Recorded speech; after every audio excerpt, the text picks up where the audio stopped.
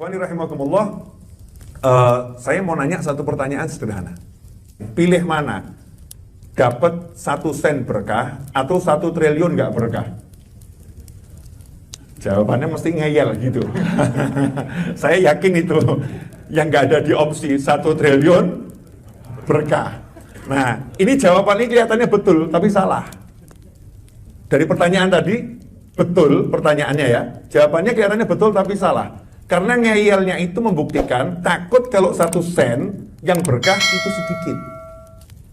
Ya, berarti masih mikir jumlah angka. Ya, masih mikir jumlah angka 1 triliun. Ikhwani rahimakumullah, jangan pernah mikir jumlah angka. Mau 1 triliun, mau 10 triliun, mau 200 triliun, gak usah dipikir. Tapi fokus kita adalah barokah.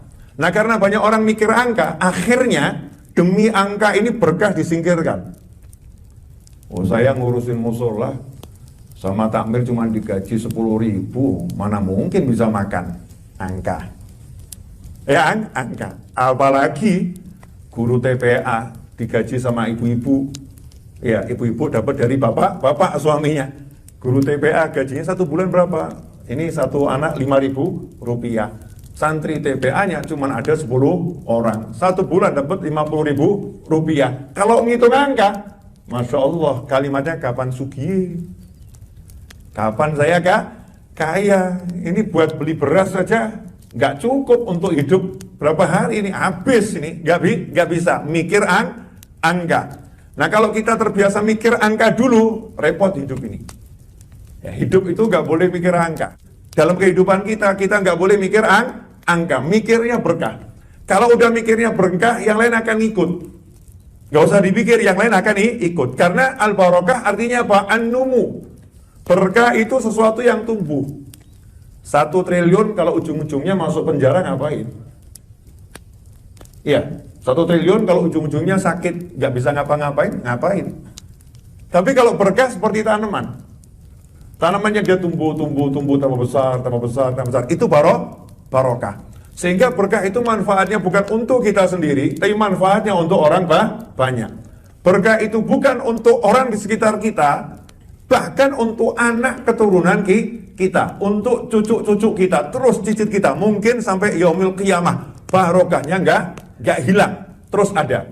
Makanya kalau muslim yang satu ketemu muslim yang lain, itu doanya coba lihat.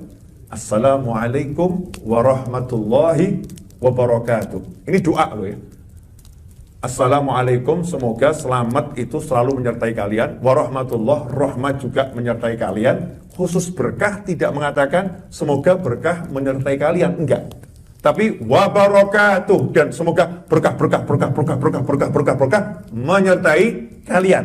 Kalau rahmat enggak dikatakan warahmatuh, enggak dalam bentuk jamak. Dan rahmat Allah enggak. Tapi berkah semoga menyertai kalian. Ini menunjukkan kalau kita disuruh betul-betul ngalap barokah, cari barokah. Jadi jangan pernah lihat angka. Nah, ini untuk para istri.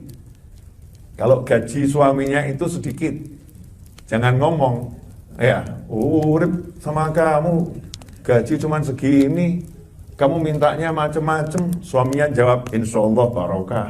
Berkah mikiro. Masya Allah, berkah mikiro nih. Istri yang model begini perlu ikut ngaji bareng saya nih. Iya, insya Allah gak ada yang model begini. Juga suami, ya, juga suami. Jangan pamer duit sama istri. Jangan pamer duit sama istri. Tapi pamer, kalau berangkat kerja itu, saya niat cari nafkah, bukan cari duit. Sehingga ketika pulang, biasakan ngomong, insya Allah barokah. Ini barokah. Ini ada suatu desa, insya Allah berkah. Karena zaman sekarang suami kalau ditanya nggak seperti dulu. Mau kemana? Ke kantor. Mau kemana? Ke kantor. Mau kemana? Biasa cari duit. Iya, biasa cari duit. Orang dulu nggak begitu. Mau kemana? Cari nafkah. Nafkah. Cari nafkah. Mau kemana? Cari berkah. Ya, cari berkah. Sehingga mindsetnya itu berubah. Suaminya berubah, istrinya berubah. Berapapun yang diterima adalah barokah. Nah, saya mau nanya sederhana tadi ya. Pilih 1 sen berkah atau 1 triliun tidak berkah? Kok masih lama jawabnya nih? Ibu-ibu gimana ibu-ibu? Suaminya pulang ngasih 1 sen, tapi ngomong, ini insya Allah berkah. Ibu bahagia enggak? Bu, 1 sen. Suaminya ngomong, ini insya Allah berkah. Ibu bilang apa? Yakin. Loh, kita mau yang keterapan saja ya, nggak mengada-ada. Yakin nih, bilang alhamdulillah.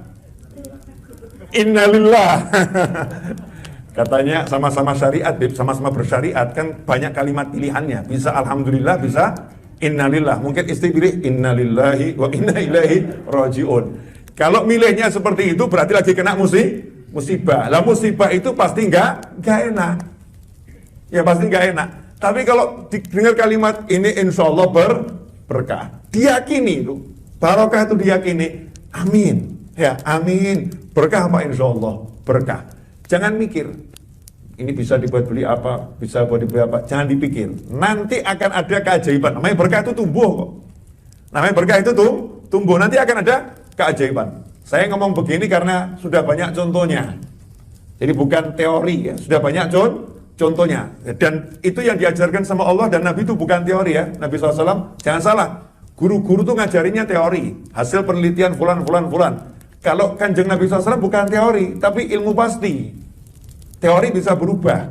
Ilmu pasti dari langit gak mungkin berubah.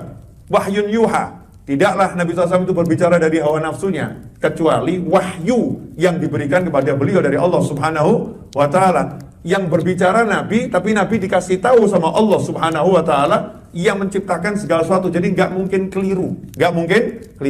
Lah kuncinya biar dapat berkah ini bagaimana? Ya, lau anna ahlal qura, seandainya penduduk satu negeri itu amanu wattaqau, beriman dan bertakwa, la fatahna, pasti kami bukakan.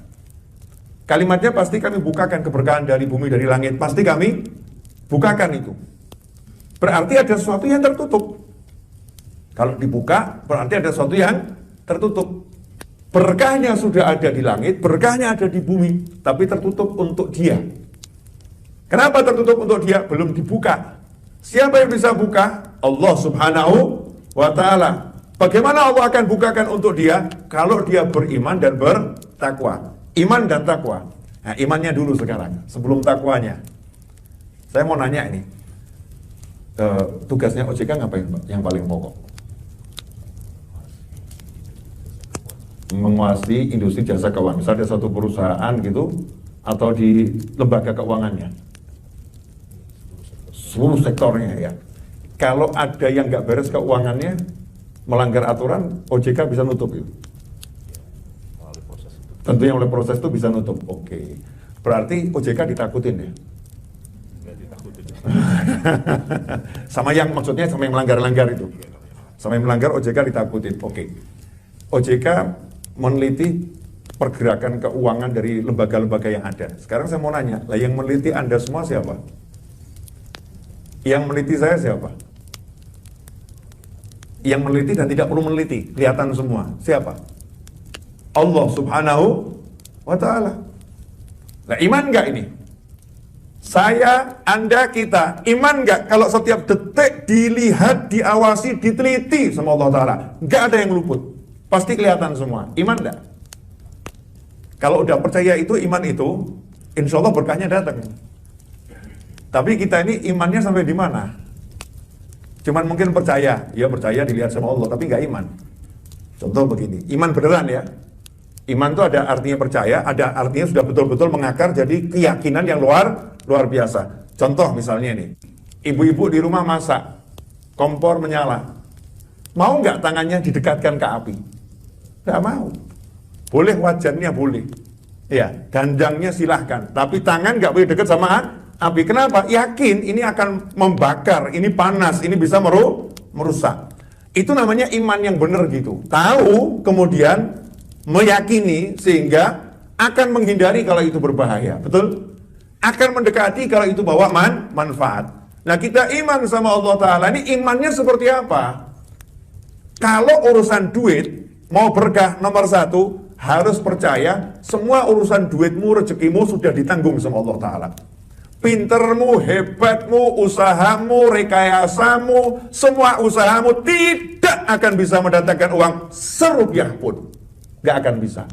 Kecuali kalau diizinkan oleh Allah Subhanahu wa ta'ala. Harus itu imannya.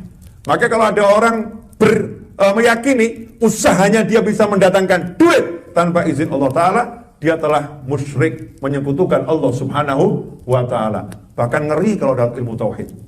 Yang nggak mungkin saya bahas sekarang ya. Ngeri dalam ilmu tauhid. Harus meyakini saya mau usaha, saya nggak usaha, rezeki saya udah diatur sama Allah Subhanahu wa ta'ala. Cuman bedanya kalau saya usaha, maka saya akan dapat pahala. Kalau saya nggak mau usaha, diam saja, nganggur, maka saya bisa jadi orang yang berdosa. Karena mengabaikan kewajiban pada keluarga, mengabaikan kewajiban pada orang tua. Tapi diammu tidak akan mengurangi rezekimu, usahamu tidak akan menambah rezekimu. Itu keyakinannya orang yang bertakwa sama Allah Subhanahu wa ta'ala. Kalau udah seperti ini, imannya begini, tentunya wattaqau, ini lanjutannya bertakwa. Bertakwa bagaimana? Nggak mungkin dalam aktivitas cari uang dia ambil yang haram. Nggak mungkin dalam aktivitas cari uang dia usahakan yang haram. Dia akan pegang betul, jangan sampai saya bersentuhan sama yang haram. Begitu dia bersentuhan sama yang haram, minta ampunnya itu luar biasa. Istighfarnya nggak berhenti. Ya, istighfarnya nggak berhenti. Kenapa? Ya Allah, saya tersentuh dengan yang haram. Nanti nggak berkah ini. Saya masih ingat ketika guru saya almarhum Habib Anis bin Alwi Al-Habsyi, salah satu jamaah pengajiannya bercerita, Habib, alhamdulillah saya kalau ikut pengajian itu rezeki saya berkah. Kalau saya pas males ngaji, nggak ikut pengajian, rezeki saya nggak berkah. Padahal gajinya sama. Nah, Habib Anis nanya, maksudnya gimana kamu ini? Oh, kalau pengajian berkah, nggak pengajian nggak berkah. Taunya dari mana? Begini, Bib. Kalau saya ikut pengajian, gaji saya itu ya sama. Nggak ikut pengajian, gajinya juga sama. Pengeluarannya yang beda, Bib. Bedanya bagaimana? Kalau ikut pengajian, subhanallah, pulang itu kok ya ada saja tetangga yang menahlilkan keluarganya 40 hari. Sehingga kirim beras. Bulan itu saya jatah pengeluaran beras berkurang. Tiba-tiba kok ada kiriman dari saudara, ya kasih hadiah di luar gaji. Dan anak saya sehat semua. Tapi kalau saya itu males nggak ikut pengajian, subhanallah, Bib, itu ya ada saja anak saya itu sakit semua, sehingga uangnya habis untuk berobat. Nanti kadang-kadang motornya ganggu, sehingga habis untuk reparasi. Sehingga uang saya ini habis pada hal-hal yang kurang manfaat. Ya kurang manfaat. Terasa betul berkahnya saya ikut pengajian, sama saya nggak ikut pengajian. Ini baru menjalankan taat dan meninggalkan taat, bukan pada yang wajib, ya, bukan pada yang wajib. Suatu nilai tambahan, ikut pengajian kan nilai tambahan. Nggak ikut pengajian nggak jadi masalah, tetapi beliau merasakan kalau saya nggak ikut pengajian, masalah saya itu banyak. Masalah saya banyak. Begitu ikut pengajian, masalah saya teratasi. Lantas bagaimana dengan orang yang dalam bisnisnya, kerjanya? Ikhwani rahimakumullah, sebelum kita bicara lebih jauh, belajar lebih jauh, maka yuk kita lihat apa yang sudah kita pelajari selama ini. Sudah kita amalkan belum? Ya, ilmu itu kita pelajari untuk diamalkan dan disebarluaskan. Mari kita amalkan semaksimal yang kita bisa. Insya Allah akan mendatangkan ilmu-ilmu yang lain dan memberi kita kekuatan. Allah akan beri kita kekuatan untuk mengamalkan amal-amal yang lain. Sebagaimana dikatakan, siapa mengamalkan atau berniat untuk mengamalkan satu kebaikan, akan dibukakan 70 pintu kebaikan untuknya. Ikhwani rahimakumullah, kita mengerti bahwasannya hidup di dunia ini usia kita terbatas. Dan kita pasti akan kembali pada Allah Subhanahu wa ta'ala. Dan semua berharap punya usia yang panjang, hidupnya enak, hidupnya nikmat, dan masuk surga insya Allah di penghujungnya, amin. Tapi yang jadi masalah, kita ini punya banyak salah. Yang jadi masalah, kita punya banyak salah. Kepada Allah Subhanahu wa ta'ala, kita punya salah yang luar biasa. Tiap hari kita sadar itu kita banyak dosa. Banyak larangan Allah yang kita langgar, perintah Allah yang kita abaikan. Ikhwani rahimakumullah, Saya mau ambil permisalan ini. Saya punya teman, kemudian saya punya salah pada teman saya. Teman saya ini biasanya telepon saya, biasanya kirim-kirim hadiah. Tapi ketika saya punya salah kepada teman saya tersebut, dan itu membuat beliau kecewa, maka kalau saya tidak segera minta maaf dan mengejar maafnya, bisa jadi teman saya tersebut tidak akan telepon saya lagi. Teman saya tersebut tidak akan kirim-kirim pesan lagi. Teman saya tersebut tidak akan kirim-kirim hadiah lagi. Kenapa? Karena dia lagi marah kepada saya. Dia lagi marah kepada saya. Dalam hubungan sosial bermasyarakat, kalau kita punya salah kepada seseorang, maka kita akan berjuang untuk meminta maaf dan mendapatkan maafnya.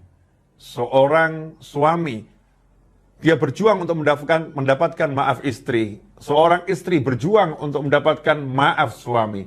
Seorang anak berjuang untuk mendapatkan maaf ayah. Seorang karyawan berjuang untuk mendapatkan maaf atasan.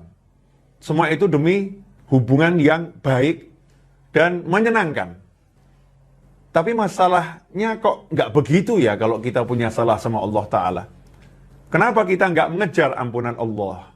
Kenapa kita nggak mengejar maaf Allah? Apakah memang kita siap dimarah oleh Allah Subhanahu wa Ta'ala? Apakah kita memang siap mendapatkan siksa? Na'udzubillah min dzalik. Ikhwani rahimakumullah.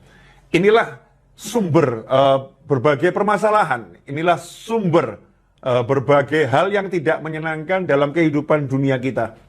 Berbagai hal yang tidak kita inginkan dalam kehidupan dunia. Sehingga Allah memberi kita hukuman-hukuman untuk menghapuskan dosa kita tersebut. Ya, Allah memberi kita berbagai ujian untuk menghapuskan dosa-dosa kita tersebut. Tentunya kita pengen, ya, tidak diberi ujian yang tidak menyenangkan. Kita pengen dosa kita terampuni dan kita hidup dalam keadaan senang. Dan sebetulnya itu sudah diajarkan oleh Allah Subhanahu wa Ta'ala, bahkan kepada baginda Muhammad sallallahu alaihi wasallam yang ma'zum, yang terlindungi dari berbagai kesalahan dan tidak mungkin berbuat dosa. Allah sendiri dalam surat Muhammad ayat 19, Allah memerintahkan Nabi Muhammad SAW untuk beristighfar, minta ampun kepada Allah Subhanahu wa Ta'ala, sebagaimana Allah wahyukan, fa'lam annahu la ilaha illallah wastaghfir li dzambika walil mu'minina wal mu'minat. Kata Allah Subhanahu wa Ta'ala, fa'lam, ketahuilah sungguhnya tidak ada Tuhan kecuali Allah, wastaghfir li dzambika, dan beristighfarlah, minta ampun untuk kesalahanmu, walil mu'minina wal mu'minat, dan untuk kesalahan dosa-dosa orang yang beriman, baik laki-laki maupun perempuan. Rasulullah SAW tidak pernah berbuat salah, tidak pernah berbuat dosa. Tetapi untuk memberikan contoh kepada umatnya, kepada kita semua, Allah Subhanahu wa Ta'ala merintahkan Rasul untuk beristighfar. Dan sebuah kemuliaan, Allah juga memerintahkan Nabi Muhammad SAW untuk memintakan ampun bagi seluruh mukmin, laki-laki maupun perempuan. Rasulullah mintakan ampun untuk umatnya. Ini kemuliaan buat kita semua, dimintakan ampun oleh Nabi Muhammad SAW. Maka ketika Nabi SAW ditanya, ya Rasulullah, apakah engkau beristighfar kepada Allah Subhanahu wa Ta'ala? Maka Rasul menjawab, iya. Di antaranya Nabi Muhammad SAW disebutkan, idzan sarafa min salatihi istaghfara thalatha. Rasulullah SAW itu manusia, makhluk Allah yang sholatnya terbaik dari semua makhluk Allah Ta'ala. Tetapi selepas salam, Rasulullah SAW istighfar, minta ampun sama Allah, astagfirullah, astagfirullah, astagfirullah. Selepas sholat, istighfar, astagfirullah, astagfirullah, 3 kali. Sebelum melakukan yang lain. Wa an Abi Hurairah radhiyallahu anhu. Juga disebutkan dari Abu Hurairah radhiyallahu anhu. Qala sami'tu Rasulullah sallallahu alaihi wasallam yaqul, aku mendengar bahwasannya Rasulullah sallallahu alaihi wasallam bersabda, wallahi inni la astaghfirullah wa atubu ilaih fil yaumi akthar min 70 marrah, rawahul Bukhari. Demi Allah, sesungguhnya aku itu setiap hari beristighfar dan minta ampun dan bertobat kepada Allah Ta'ala, minta ampun dan bertobat kepada Allah Ta'ala, akthar min 70 marrah, lebih dari 70 kali. Rasulullah SAW yang nggak punya dosa, yang maksum dan tidak mungkin berbuat salah dan dosa, beliau minta ampun, istighfar dan bertobat lebih dari 70 kali. Rawahul Bukhari. Hadis yang sangat sahih. Dalam hadis yang lain, Sayyidina Abdullah bin Umar radhiyallahu anhuma berkata, "Kunna na'udu li Rasulillah sallallahu alaihi wasallam fil majlis mi'ah marrah." Dahulu kami menghitung sekali duduk Nabi Muhammad SAW itu membaca 100 kali kalimat seperti ini. Rabbighfirli wa tub alayya innaka antat tawwabur rahim. Rabbighfirli, ya Allah ampuni aku, wa tub alayya, dan berilah aku taubat, terima taubatku, innaka antat tawwabur rahim. Sungguhnya engkau maha menerima dan beri taubat, dan engkau maha penyayang. Nabi kita Muhammad SAW yang suci, yang dilindungi oleh Allah SWT dari segala hal. Rasulullah istighfar sekali duduk 100 kali. Ikhwani rahimakumullah. Hadis ini diriwayatkan oleh Abu Dawud, Tirmidzi, dan juga ulama-ulama yang lain. Kemudian kalau kita setelah mendengar hadis-hadis yang saya sebutkan di atas, malu rasanya kita ini. Dosa kita banyak, salah kita banyak, salat kita belum benar, mata kita maksiatnya, Masya Allah, lewat handphone, lewat tablet, lewat nyata, mata kita ini berkeliaran pada hal-hal yang gak diridhoi Allah Ta'ala, yang haram, seringkali kita lakukan. Tetapi mana istighfar kita? Mana minta ampun kita pada Allah Subhanahu Wa Ta'ala? Mana kita meneladani Nabi Muhammad SAW? Kita duduk, bahkan duduk itu kita tidak baca kalau mau bangun, ya orang mau bangun dari duduk disunahkan baca doa kafaratul majlis. Bangun dari duduk itu disunahkan baca doa kafaratul majlis. Cuma 1 kali. Subhanakallahumma bihamdika asyhadu an la ilaha illa anta astaghfiruka wa atubu ilaik. Ini 1 kali kalau mau bangun dari duduk. Kapanpun duduknya, dimanapun duduknya, disunahkan baca doa kafaratul majlis. Sehingga kalau kita baca doa itu, apa yang terjadi di majlis dari keburukan, insya Allah diampuni oleh Allah Subhanahu Wa Ta'ala. Itu pun terlewatkan. Habis salam kita bahkan ketika imam astagfirullah, kita nggak ngikuti, kita diam saja, kita melamun. Kita merasa hidup ini seperti nggak perlu minta ampun sama Allah Ta'ala. Nggak perlu kita minta maaf atas kesalahan-kesalahan kita yang begitu banyak pada Allah Subhanahu Wa Ta'ala. Ikhwani rahimakumullah. Tentu ada dampaknya buat diri kita, buat fisik kita, buat jiwa kita, buat seluruh urusan kita, bisnis kita, keluarga kita, dalam kehidupan bermasyarakat. Kesalahan kita pada Allah pasti berdampak. Jika kesalahan kita pada manusia yang lain itu punya dampak yang luar biasa, lantas bagaimana kesalahan kita pada Allah Subhanahu Wa Ta'ala? Rasulullah SAW juga mengajarkan, sebagaimana diriwayatkan oleh Sayyidina Abu Darda radhiyallahu anhu, tentang perintah Allah dalam surat Muhammad ayat 19, wastaghfir li dzambika walil mu'minin wal mu'minat. Allah memerintahkan agar Rasulullah SAW memintakan ampun untuk mukminin dan mukminat. Maka Rasul mengajarkan Nabi Muhammad SAW dalam hadis yang diriwayatkan oleh Abu Darda radhiyallahu anhu, man istaghfara lil mu'minina wal mu'minat kulla yawmin sab'an wa ishrina marrah aw khamsan wa ishrina marrah kana minal ladzina yustajabu lahum wa yurzaqu bihim ahlul ard. Rawahu Tabrani. Hadis riwayat Imam Tabrani. Kata Nabi Muhammad SAW, barang siapa yang setiap hari memintakan ampun untuk mukminin dan mukminat, orang-orang beriman laki-laki maupun perempuan, sebanyak 27 kali atau 25 kali, maka dia yang membaca istighfar untuk mukminin dan mukminat 27 atau 25 kali, dia termasuk orang-orang yang yustajabu lahum, yang doanya diterima oleh Allah Ta'ala. Doanya dikabulkan oleh Allah Ta'ala, bahkan wa yurzaku bihim ahlul ard. Berkat orang-orang yang seperti itu, yang dibuka bumi ini diberi rezeki oleh Allah Subhanahu Wa Ta'ala. Jadi ini orang-orang yang mulia. Saya yang diajarkan guru saya, almarhum Habib Anis bin Abdul Habsyi, itu membaca habis sholat subuh diantaranya, astaghfirullah lil mu'minina wal mu'minat sebanyak 27 kali.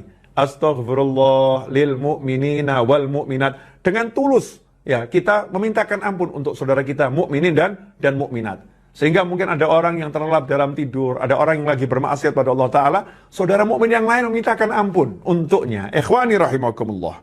Nah ini istighfar yang dilakukan oleh Nabi Muhammad SAW, istighfar yang Rasul mengajak umatnya juga untuk mintakan ampun bagi mukminin dan mukminat yang lain. Tentunya setelah mendengar semua ini kita mudah-mudahan dapat taufik ya untuk memperbanyak istighfar.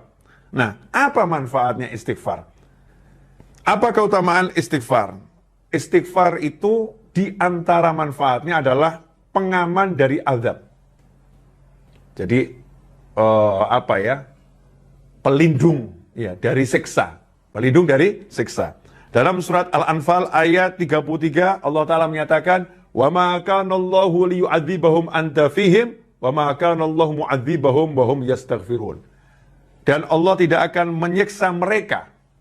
Ya, Allah tidak akan menyiksa mereka wa anta fihim. Sedangkan engkau wahai Nabi Muhammad SAW masih berada di tengah-tengah mereka.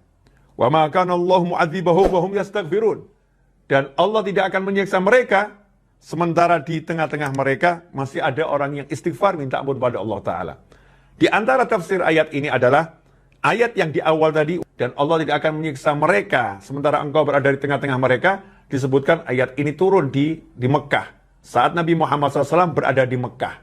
Saat Rasul masih ada di Mekah, maka azab tidak turun kepada orang-orang yang membenci Nabi Muhammad SAW. Nah, setelah Nabi hijrah ke Madinah, azab juga tidak turun kepada orang-orang yang membenci Nabi Muhammad SAW di Mekah. Nggak turun azab kepada mereka semua. Kenapa? Karena masih ada sahabat yang belum hijrah. Masih ada sahabat yang berada di Mekah, dan sahabat ini aktif beristighfar kepada Allah Subhanahu wa Ta'ala. Sehingga para sahabat mengatakan, para tabi'in mengatakan, para ulama mengatakan, siapa yang rajin istighfar, maka dia akan menjadi pengaman untuk dirinya dan untuk keluarganya. Untuk dirinya dan untuk teman-temannya, dari azab yang akan turun kepada dirinya maupun kepada keluarganya, pada teman-temannya. Ahli istighfar. Karena itu, ikhwani rahimakumullah, kita sadar kita banyak dosa. Agar kita aman di dunia, aman di akhirat, maka ini pegangan kita, minta ampun sama Allah Ta'ala. Minta ampun, astagfirullah. Ya Allah, aku minta ampun kepadamu. Astagfirullah. Ya Allah, aku minta ampun kepadamu. Dengan kita hayati dan sungguh-sungguh. Ikhwani rahimakumullah. Kalau kita ini mengalami rezeki yang seret, bisnis yang amburadul, kehidupan keluarga yang porak-poranda, dan hati yang gak enak, hati yang penuh dengan rasa suntuk, yang sedikit-sedikit suntuk, sedikit-sedikit sedih, susah. Ikhwani rahimakumullah, istighfar ini adalah obatnya. Istighfar ini adalah obatnya. Kita masih ingat bagaimana Nabi Nuh alaihissalam menasihatkan kepada umatnya, dan itu diabadikan Allah Ta'ala dalam surat Nuh ayat 10-12. Faqultu astaghfiru rabbakum innahu kana ghaffara yursilis samaa'a 'alaikum midrara wa yumditkum bi amwalin wa banin wa yaj'al lakum jannatin wa yaj'al lakum anhara. Kata Allah Ta'ala, Nabi Nuh mengucapkan di situ, faqultu, maka aku Nuh berkata, istaghfiru rabbakum. Kalian semua hendaknya istighfar, minta ampun kepada Tuhan kalian. Saat itu kaum Nabi Nuh mengalami paceklik yang luar biasa. Bertahun-tahun tidak turun hujan, banyak hewan yang mati, banyak tanaman yang mati. Tanah kering semua. Sehingga kehidupan ekonomi, kehidupan sosial itu terancam hancur. Saat itulah Nabi Nuh ngasih solusi. Apa solusinya? Solusinya, istaghfiru rabbakum. Minta ampunlah kepada Tuhan kalian. Innahu kana ghafara. Karena Allah itu sangat suka memberi ampunan. Allah tuh suka ngasih ampunan. Ada orang yang berat ngasih maaf. Tapi Allah dengan semua kekuasaan yang maha kuasa, kekuatan yang maha kuat. Allah dengan semua, yang semuanya adalah miliknya Allah Subhanahu wa Ta'ala. Kita yang salah sama Allah ini, sama Allah disuruh minta maaf sama aku. Aku ampuni dan aku suka orang yang minta maaf. Ini saking maha sayangnya Allah kepada kita, semua hamba-hambanya. Kalau itu dilakukan, yursilis samaa'a 'alaikum midrara. Masalah yang nomor satu, tidak adanya air, paceklik yang luar biasa, maka langsung sama Allah Ta'ala diselesaikan. Allah akan mengirimkan hujan yang lebat dari langit untuk menghapuskan semua kekeringan, dan semua sumber air yang kering akan diganti oleh Allah Subhanahu wa Ta'ala. Wa yumditkum bi amwalin wa banin. Dan Allah akan beri kalian kekuatan, pertolongan, dan dengan memberikan anak yang banyak, harta yang banyak. Bi amwalin, dengan harta yang beraneka ragam dan banyak. Wa banin, dan Allah akan berikan anak keturunan kepada kalian semua.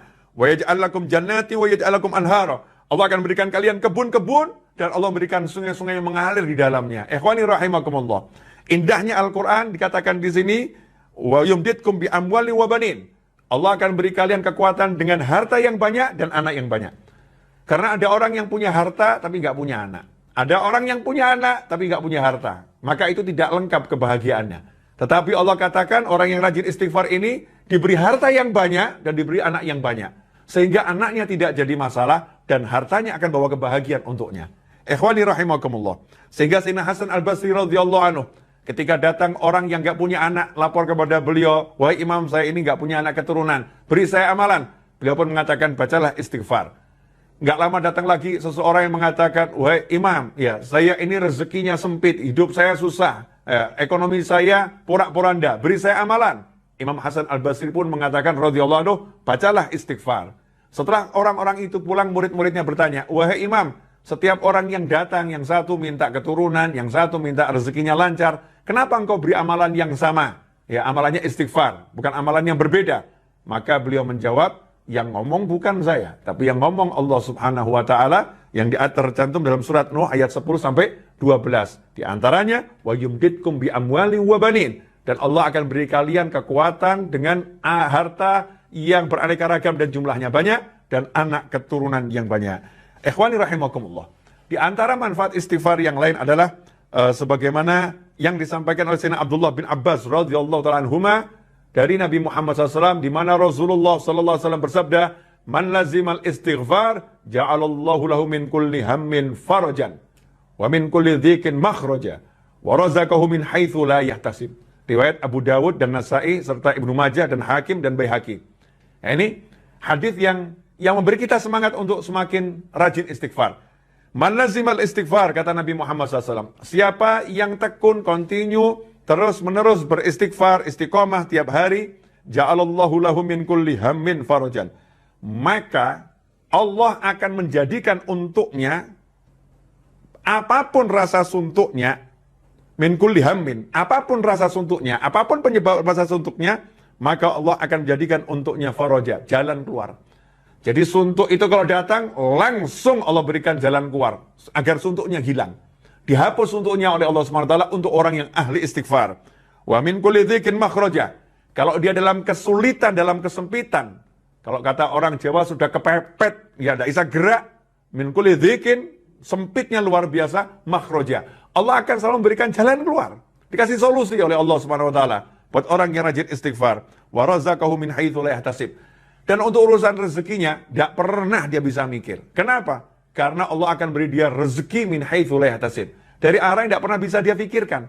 Surprise rezekinya dari Allah SWT. Kejutan-kejutan dari Allah SWT. Min haitsu la yahtasib. Tidak bisa diperhitungkan. Tidak bisa dikira-kira. Allah akan berikan surprise rezekinya untuk orang-orang yang rajin istighfar. Ikhwani rahimakumullah. Sebagai penutup dari kajian kali ini adalah tentang Sayyidul Istighfar. Sayyidul Istighfar ini kalau kita memang nggak bisa baca istighfar banyak-banyak, minimal ya kita baca Sayyidul Istighfar di pagi hari dan di sore hari. Penghulunya semua istighfar, pemimpinnya semua istighfar. Sebagaimana dikatakan oleh Nabi Muhammad SAW, Sayyidul Istighfar ayyakul al-abd, Allahumma anta rabbi la ilaha illa anta khalaqtani wa ana abduka wa ana ala ahdika wa adika ma sadaqtu a'udzu bika min syarri ma sana'tu abu laka bi ni'matika alayya wa abu bi dhanbi faghfir li fa innahu la yaghfiru dhunuba illa anta. Itu namanya Sayyidul Istighfar. Man qalaha fin nahar muqinan biha famata min yaumih qabla an yumsiya fahuwa min ahlil jannah. Kata Nabi Muhammad SAW, siapa yang di pagi hari dia membaca Sayyidul Istighfar tadi dengan penuh keyakinan, baca ini penuh keyakinan, minta ampun sama Allah Ta'ala dan pasti diampuni Allah Ta'ala, famata min yaumih, kemudian di hari itu sebelum sempat sampai sore hari dia meninggal dunia, siang hari meninggal dunia, sore hari sebelum matahari tenggelam dia meninggal dunia, fahuwa min ahlil jannah, maka dijamin dia ahlul jannah, dia termasuk penghuni surga. Wa man qalaha minal lail fahuwa muqinun biha famata qabla an yusbiha fahuwa min ahlil jannah.